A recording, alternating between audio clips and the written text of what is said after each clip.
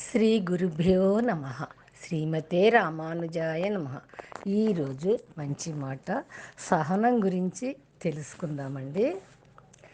సహనం సంస్కారవంతమైన పదం. సహనశీలత గొప్ప మానవతా గుణం. సహనంతోనే శాంతిని సాధించాలి. నిజమే. ఎంతవరకు సహనం వహించాలనేది ఆలోచించాలి. కొంతవరకే సహనానికి మంచి ఫలితం ఉంటుంది. హద్దు మీరితే ఎంతటి సహనశీలుడైనా తిరగబడతాడు. సహనాన్ని కొందరు బలహీనతగా, చేతగానితనంగా భావిస్తారు. అనుగాని చోట అధికుల మనరాదు. ఒదిగి ఉండటం వల్ల చిన్నతనము రాదు. పెద్ద కొండ అద్దంలో చిన్నగా కనిపిస్తుంది. అంత మాత్రాన అది తక్కువ అని అంచనా వేయటం అవివేకం అన్నాడు వేమన.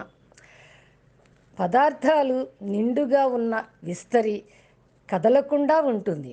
ఏమీ లేని ఆకు ఎగిరెగిరి పడుతుందని పెద్దలు చెబుతారు.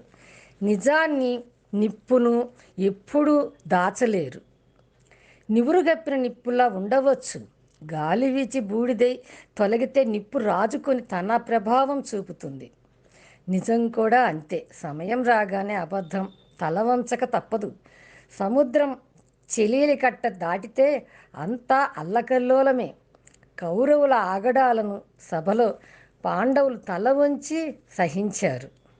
అన్యాయంతో మాయాజూదములు ఓడించినా, బానిసలుగా అవమానించినా కులసతి ద్రౌపదిని వివస్త్రను చేయాలని చూసినా సహనంతో మౌనం వహించారు.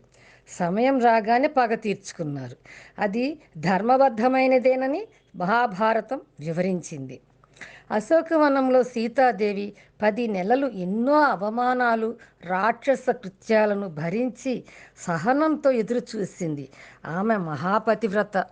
సీత తలుచుకుంటే రావణుని భస్మం చేయగలదు.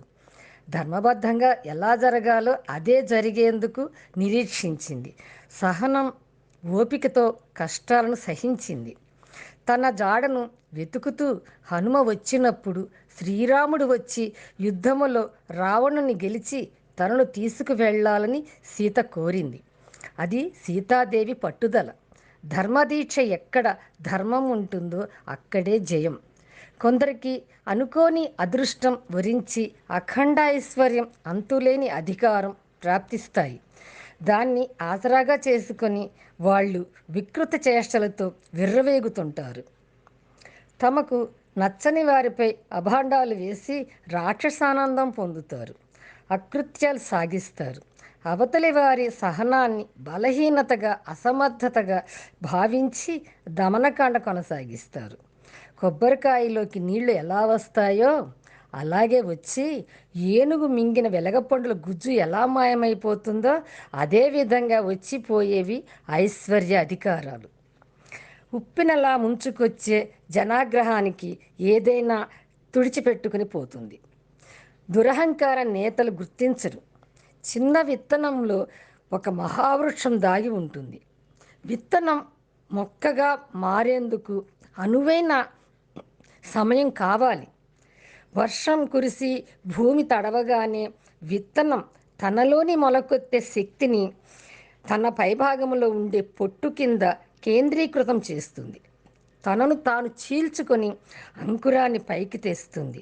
ఎన్నో ఆటుపోట్లు ఎదుర్కొని మొక్క క్రమంగా వృక్షంగా ఎదుగుతుంది.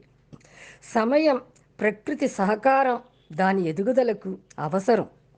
అందరికీ ఫలాలతో ఆహారం, నీడతో ఆశ్రయాన్ని అందించే మహావృక్షాన్ని కూకటి వేళ్లతో పెకలించి వేయాలని భావించటం ఉన్మాదమే. సహకారం, సమన్వయం లేకపోతే ఎంతటి వారైనా శిక్షకు తలవంచక తప్పదు. సర్వే జనా సుఖినో భవంతు. లోకా సమస్త సుఖినో భవంతు.